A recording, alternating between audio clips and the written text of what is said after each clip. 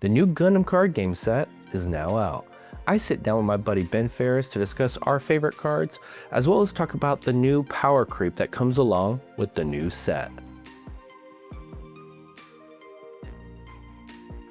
What's up everyone, it's Garrett with Talking Cards, and today I'm back with Ben Ferris, level 0 One Piece judge, Gundam enthusiast. Speaking of that, how enthused are you for GD05? Way more enthused than I thought I would be, to be honest with you. I mean, me and you have been on this like Dragon Ball kick for a while. Yeah. Like play a bunch of Future Worlds, awesome, but kind of bored of this SS3 and now a little bit of Beast on meta. See all the GD05 reveals, you see all the announcements for the ban list, you see all these different changes. They talk about potentially changing rules in the future. So all these cool things about Gundam just kind of is like, oh wow, the anniversary set. On top of that, so many old cards coming back in. It's like, should I just play Gundam now? Yeah. Yeah, no, I mean, Gundam feels really good right now. I definitely played, the least amount of Gundam I've ever played was definitely GD04. Yeah, 100%, you know. GD04 into, was that the extra set too? With the Yeah, we'll throw that in there, the EB set. But that was definitely the least amount of Gundam I've ever played since the game's come out. After Nats, it was just really easy to kind of, I don't want to say fall off from the game, but take a break because it had reached a point where it's so stagnant, right? And I mean, we've done these set reviews for every set except EB for obvious reasons.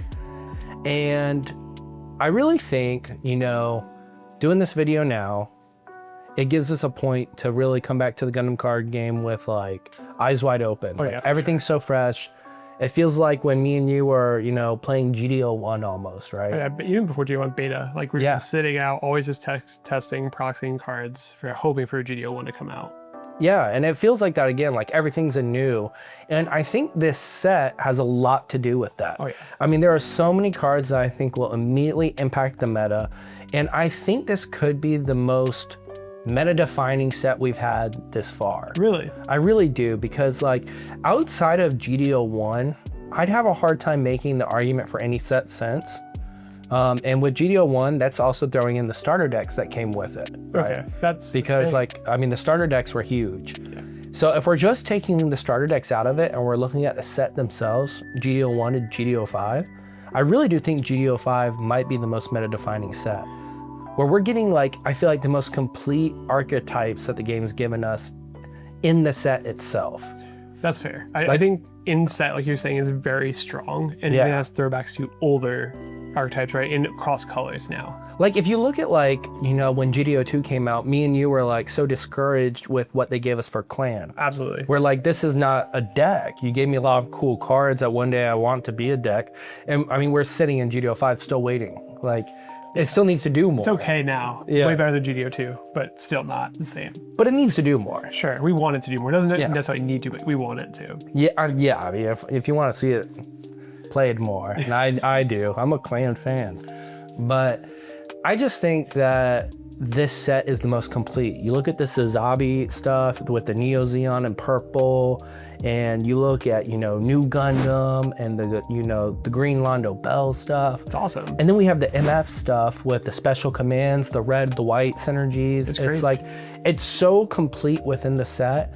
And it's like, it was designed with an understanding of everything that came before it. Like the green Char stuff fits in like a glove with the purple Sazabi Char stuff. Like it makes sense and it works. And I feel like up to this point, the set releases haven't done a great job of like understanding what's come before it and building on it. Sure, actually that point was exactly what I was gonna say. I feel like to your point, you just said like the Char stuff works, it's awesome with the new stuff, and you look at the Academy stuff, now it's gonna work amazing with the old Academy stuff. Yeah. So like you said, this is a true, like not just an anniversary, it's a true anniversary set because it's taking back everything from this past year and adding it, all the support it didn't really know it needed, and then adding on top of that somewhat of a new archetypal type. Yes. Yep. No, and I think that'll be our launching point right there. I think we should just get into what our favorite cards are. Sure. Let's just go one by one, and I'll start us out. One of my favorite cards of this set is definitely Strike Freedom Gundam, for a lot of the reasons I just explained. It knows what has come before it really, really well. Absolutely. It's sweet. It's super sweet. We get a new Kira that, I mean, I'm just going to bring up Kira at this point because I kind of have to. It's you know, some people are calling it a worse Banager because it's like only with orb and it's not like with unicorn. Yeah, but unicorn's broad. Sure, but broader. Where like so like if I attach it to Ale Strike, I don't get my draw 1. Yeah, I know what you mean, right? Yeah. But like Banninger is just can be a 2/2 vanilla, right? I don't know. I would hate to limit how good just drawing cards is in Gundam. Yeah, I mean it's awesome. The card's awesome. And it's 2/2 stats, huge. Because even if you're boosting up your Ale, it's like it's a 6/6 Ale now. That's huge. Yep. That's a monster. You know, you throw some unforeseens in that bad boy, and we're surviving 7 to 8 swings for no reason. Like it's awesome. So I think the Kira's huge. Drawing 1 is huge when you link with an orb. And then Strike Freedom itself, you know, choose 1 to 2 units on board. When they attack and destroy a card, whether it's a unit or a shield, you draw a card. So literally, if we have the link that turn, we're drawing 3 cards in 1 turn. And then on attack with Strike Freedom, we can bottom deck the lowest leveled card in my opponent's field. Yeah, by discarding 2, right? By discarding 2 cards, which is insane because like, if they only have 1 card, like a Winged Gundam, because they just wiped a board the previous turn, or tried to wipe some board, I can just get rid of it. Yep. For just discarding 2 cards, and I just drew 3. Discarding 2 cards will not be a problem for me at that point. Yeah, no. Not only that, but I can follow it up with another Strike Freedom Gundam the following turn. No. And start chaining them. And now I'm just like, I've won. It's almost like a feeling like when Neo Zeon comes down. It's like, if I get to that point, I'm cooking. Yeah, there's just you have so much like tempo, right? And then like to your point with drawing cards, if I play Freedom and I have 2 like mediocre units and I'm just trading into stuff, drawing cards, so I'm winning the exchanges regardless. And then I've also now created the lowest level unit that I want on the board. Yeah, 100%. And another way that I've been mapping it in my testing, and this is free game for y'all, is I like to drop the Ale Strike before. 1 turn before, as a vanilla body, no pilot, and I do that at level 7. So then at level 8, I play my Strike Freedom. It costs 6. I attach a Kira to that. So I draw a card for the Kira. I'll pick my 2 units. I'm gonna draw 2 cards. And then hopefully I either already have the pilot in hand or I just drew it off the 3 cards I just drew this turn. Attach that before I attack with the strike to remove the lowest number and get something high that I really wanna get with the Strike Freedom. So it's like I just 100% remove 2 cards by effects only, and I still have like this board that demands attention. And at that point, I've just won the tempo. And I think combinations like that, and that's what I mean by like looking at like the sets that preceded this one, like that little Ale thing that I just said, it's small, but like it matters. And like the fact that I have 8 Kiras, I can make that happen at will. You know what I mean? Like it's so easy to make that little combo play. Yeah, like I think the biggest thing for this set, like to what we just said, is like you're gonna be able to play 8 Amuro. Yeah. 8 Kira. Like that's huge. 8 hero. 8 hero. Like when you're thinking about this in these like linked base decks, right? And that's a whole other like truly cool thing where we used to just feel like I have to play this because it's my only option. Yeah. I can't waste this because I don't have a link later. And now it's not necessarily a problem anymore. So I think it's really like a great way to power creep, if you will, and feel like organic to the game. Oh yeah. And how the game like wants to be played. Like we've always argued that like 2/2s wasn't meant for like what they did to the game. It was the opposite of how Gundam should have actually been played. Yeah, like they didn't design it for that. They did not. So we're where we are, right? And everything's now, you know, under the guise of this ban list we have. We've already talked about that several times. So I think these cards definitely do all have new meaning. And I think it just allows this set to feel so new, like with these combinations that I'm talking about with like Strike and Ale and all these things. Oh, for sure. Which leads me to what card do you think, Ben, brings you the most excitement for the set? So I don't think for the best. Then my favorite card personally is probably the best card in the set. To be fair, it's Gundam Calibarn. And undeployed, you get 3 EX resources, and then its effect is one of your EX resources is exiled. You can choose one of your units, and it can't receive enemy damage. It reduces enemy damage by 3. So it's unforeseen. It's unforeseen, right? But it's on your own decision, right? Right. So I think on your turn or there. Correct. I think that's the biggest thing, right? It's a permanent effect. It has no like true stipulation. It's just whenever you use an EX resource, right? So I think for me, that card, as you play it, I now have 4 mana open. I can pass. I don't need to do anything. I would think this is a truly controlled card that has so much potential for the future, especially now where we're getting to these later turns, right? And I even think, you know, to kind of throw it to another game, it's almost like SS3 or like Vegeta in Fusion World, where it's like I have these, you know, in that game it's events, but like commands in our game that I'm even gonna leave these resources up for. Yep. Like one unforeseen with that out becomes -6. Like that's insane. Yeah. Like they're not trading into me at all. No, right? no, So like they're I not. have a free board, they can't deal with it. I've most likely played smaller units to ramp me and gaining more EX resources, spending them, because that's like the gimmick that's being pushed for green, not like organic resource creation, but EX resource creation, which is awesome. But I think with this, like it opens up crazy color combinations you can try. You can try all the special move stuff with it too, which would be cool. Not necessarily sure that's right or wrong, but it's an option, right? And I think this could also be a callback to older command stuff if you're looking truly at the academy type lines where you need more different types of commands in the drop. But I think this card has like future potential. Maybe not right now, but future potential as the game goes on. There's going to be an event that's going to let you draw a card on your opponent's turn and do something amazing, right? Yeah. And we're already kind of seeing that with things like Kind-Hearted. You know, Yeah, like that card literally says, I draw a card and can't be destroyed. yes. Yes. I was like, I'm pretty sure it's like a fog. Yeah. Yeah, can't be destroyed from destroy effects like Fatal Strike, you know, etc. I think what's really cool about that card too that you're talking about is like using it with something like, let's say I do want to pair it with green-blue. Things like Kind-Hearted. I do it during my opponent's turn. I just drew one and I got unforeseen effect. Yep. And you can't do destroy effects.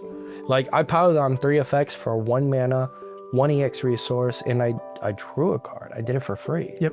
I mean, we look at the state of, once again, comparing to Fusion World right now, the best deck in the game does everything for free. Yes. I mean, free is the best resource. Literally free. It's Literally. like I have an attack and a draw card. And the problem with Gundam to this point is everything has felt so costly. Yep. Nothing ever feels free. Because I think it goes to your point why you liked, was it Strike Gundam Yes. so much? Yeah. It feels free. It does. Yes. I mean, you draw so many cards, and it's at such a pivotal time. By level 8, you need cards in hand. Exactly. And whether that be free resources now or just cantrips. Yeah. And then I think for another cool card that I think we need to address is Darkness Finger. Huge. So Darkness Finger says burst, activate this card's main, and the main / action is choose 1 enemy unit, deal 2 damage to it. Then if you have a unit with Master Gundam in its card name, in play, draw 1. See, that's just piggyback on what I thought was going to be my next card was Master Gundam, right? Well, I'll let you talk about Master Gundam, fine. but this card goes beyond Master Gundam in the sense you put it in every red deck now. Oh, for sure. I mean, for 1 mana, close combat. Yeah, I think this is a level 4 though, right? Level 4, So, a little bit so later. it's not like an aggro killer per se. But do we need that anymore? Right. Fair point. Right. Fair point. Well, I don't think the 2/2 ban will be permanent by any means. So I do think there'll be a world where they get played again. I don't know when said world will take place or what gameplay changes we could be looking at by the time that comes around. However, I do think it will happen. And I do think maybe that's when that card could be slow. Sure. But right now, I don't think that's the case. And I think it's literally a 4 of in every red deck. I mean, it has burst and it has an effect where you do it for 1 mana, like 1 resource only. That's insane. I can't get over the fact they made that card. And it's like I said, organic power scaling. Yes, we have close combat. Yes, close combat still has a purpose even because it does it 2 turns earlier. But I'm now getting a close combat effect for literally 1 resource. And how they do it to where the power scaling feels organic, they moved it up 2 levels. And I think that's totally fair.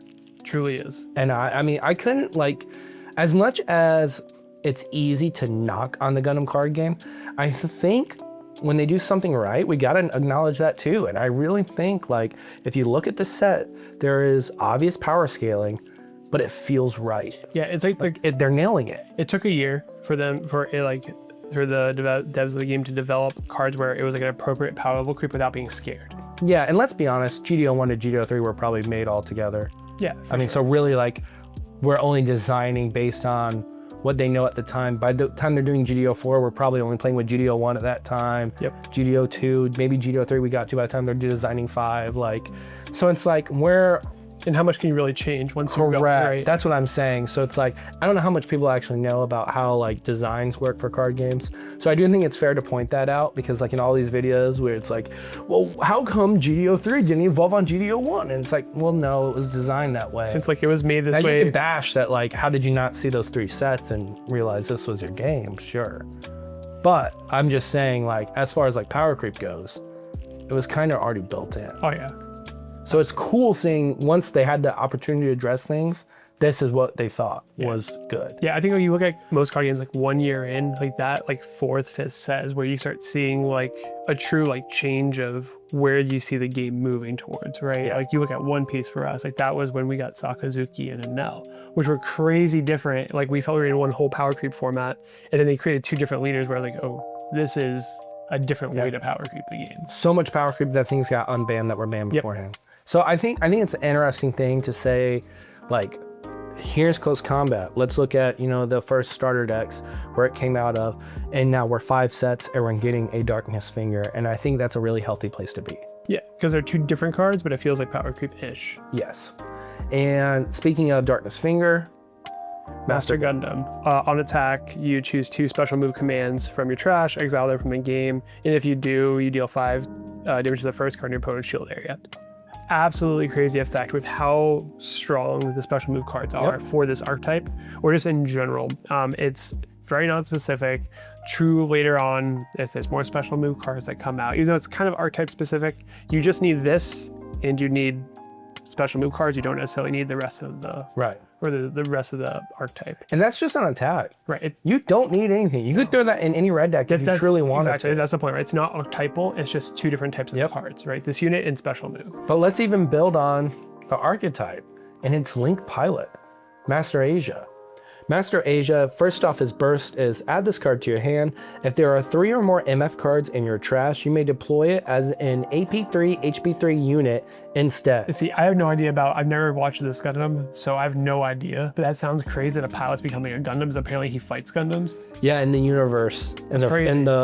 So you know how we have like the Budokai tournament and Dragon Ball? That's like what this series is. Oh shit. Yeah. So he's a badass. He's a badass. Okay, I can buy that. The cards read like a badass. Yeah, and then during Link on attack, if you have activated a special move command card's main action during this turn, choose 1 enemy unit, deal 2 damage to it. That's huge. So if you use Darkness Finger, you just dealt 4 damage for no reason. Literally no reason. And because you did that on attack, we also dealt 5 damage to a shield area. Yep. So we probably just took 2 shields and dealt 4 damage. Yeah. And what's so cool about this is, as you said, Master Gundam is a 7/5 with the Pilot Link. We have now spent 6 resources.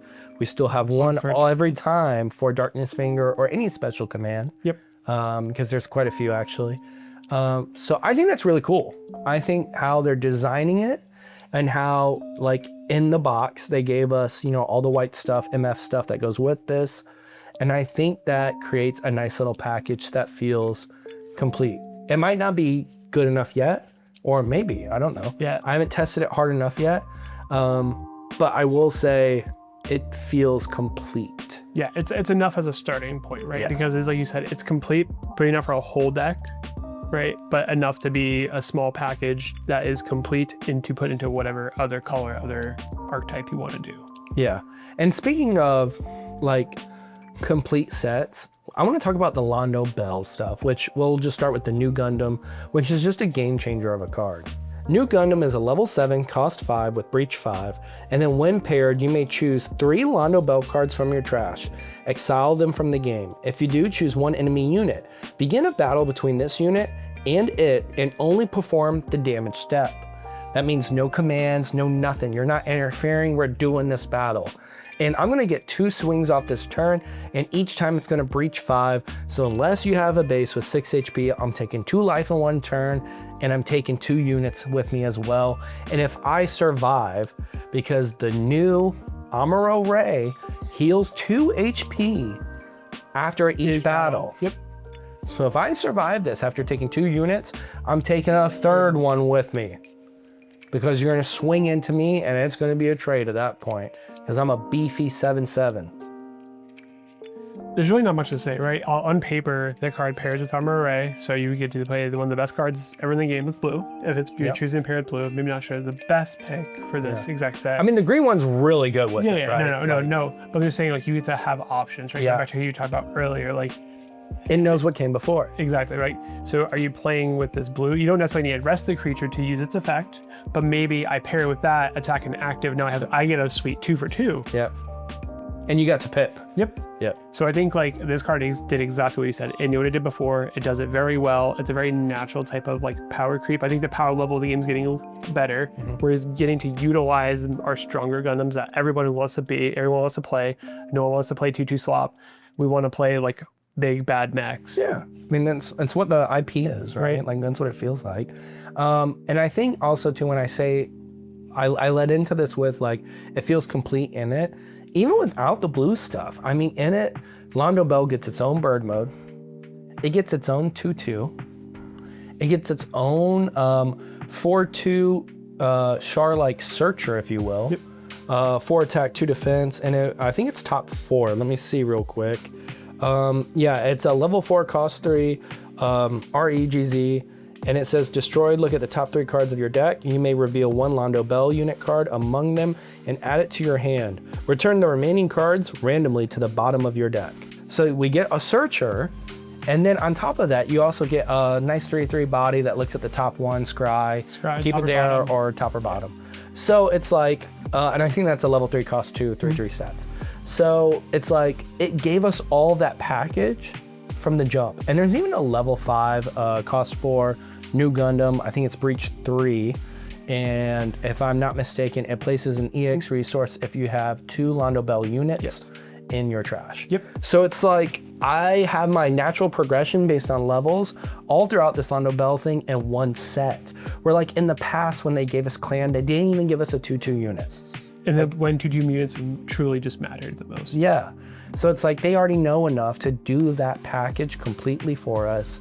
And like, I mean, I dismissed it. Like I just said it so offhandedly, but the burn mode is huge. Like it's a burn mode in the Londo Bell. Because you can do that into the baby new Gundam, into the big new Gundam. Yep. So you're looking at turn 5. I mean, it's crazy. It's crazy. So I think that's what the set has done really well and delivered really well at doing. I agree. I think like this set overall just like takes a lot of old stuff, puts it into new ways, right? And then has all these new cool archetypal stuff that is like a big hitters, and then throws in a bunch of fucking amazing alt arts for every single card you ever printed, it feels like, and just like screams everyone should play Gundam. Yeah, I mean, I agree. I really just want to end the video there. Everyone should play Gundam. I mean, that's like, that's a great ending, but we do need to talk about some more cards. That's fine. Yeah, I feel like this next card's pretty just like very dad-esque. It's very just to the point. It's Airframe Seizure. Again, it's just, I don't know.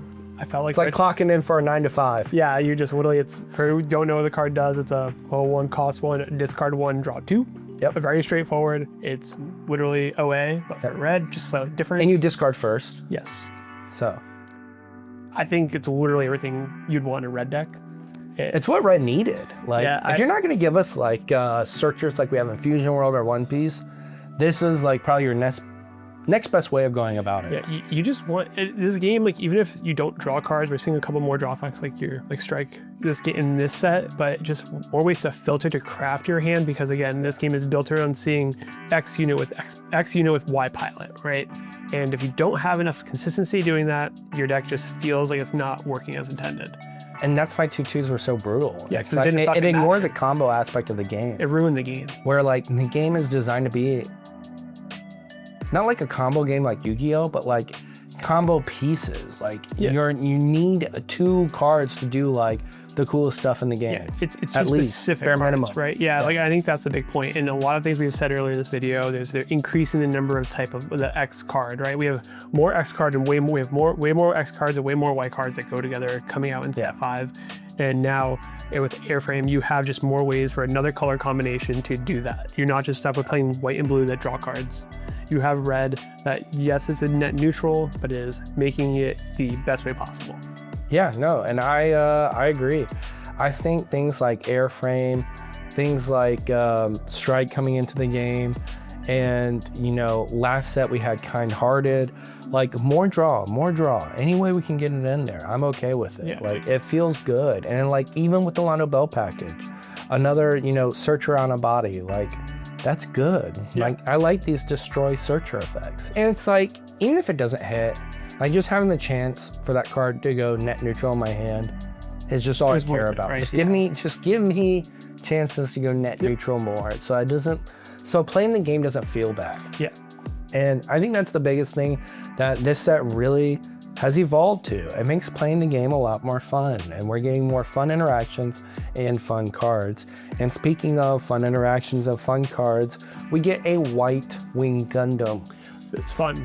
They knew what they were doing. Dude, it looks amazing. I mean, it's probably one of the best arts I've ever seen in this game. So the White Wing Gundam is a level 6, cost 5, great level, great cost, similar to the Green Breach starter deck Wing Gundam. And The same stat line? it's 5/4. So the other one's 4/5. Yep. So 5/4. While a rested enemy unit is in play, this unit gains suppression. Huge. On attack, every time, this does not need a pilot. Choose one enemy unit, rest it. Yep. So if they have a board, it has suppression every time. It's sweet. It's sweet. With new hero, you can -2 AP after you swing to something for the turn, so something else can swing into something else even after you take the suppression hit. So it allows you to make good trades in a turn while you're still trying to attack your opponent's shields and deal the suppression. I just love when it comes out too, because if we're saying like I have 8 hero in my deck in theory, and on level 6, I'm either gonna pair it with a Green Breach Wing Gundam, which is already one of the best cards in the game. And now I can do it with a card that says, oh yeah, on attack, I'm Amuro for anything. And I have suppression. Yeah, it's just old unicorn.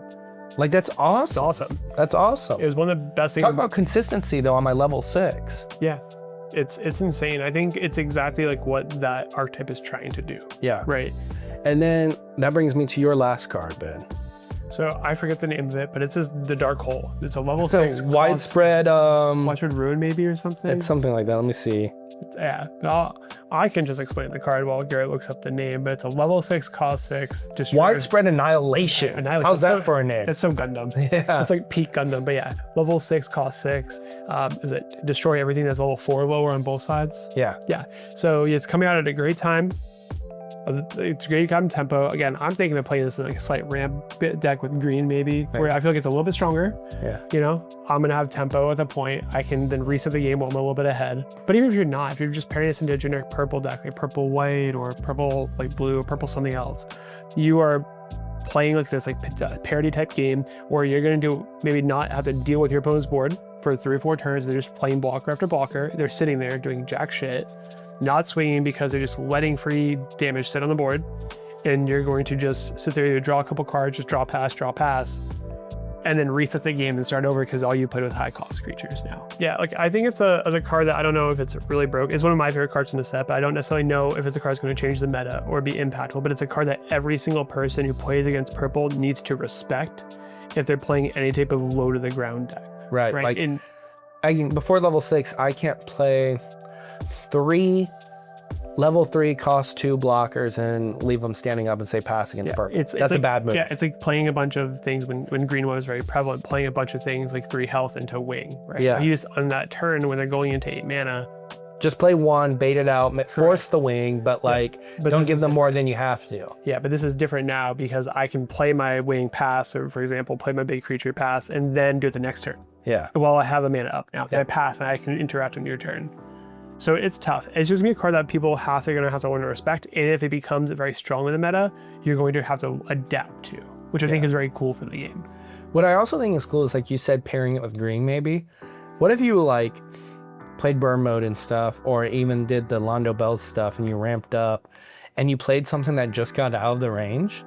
So you're up 1 on board when you reset it. See, I think that's probably where the card is best. Whereas I think that playing that card into an empty field of yours is probably where you lose, unless you had a crazy one. Something like a Banshee Unicorn. Yeah, right? Like there has to be a payoff. There has to be a payoff, not necessarily a payoff, just something that like you have advantage, right? Where you just are not letting your opponent have the first empty board move, right? If I just ran for 3 turns with EX resources and did jack shit, and then I play that and kill 2 creatures and we're at the, I wasted all my, I literally wasted my game because I just burned all my resources. What was the point? But if I can drop a Wing Gundam before, correct, so and then just wait 1 turn because you're still at your level 5 or whatever, and then play it next turn, then and then I have a Wing Gundam. Something I have pressure. I've just dealt 2. I've killed your 2 blockers with my.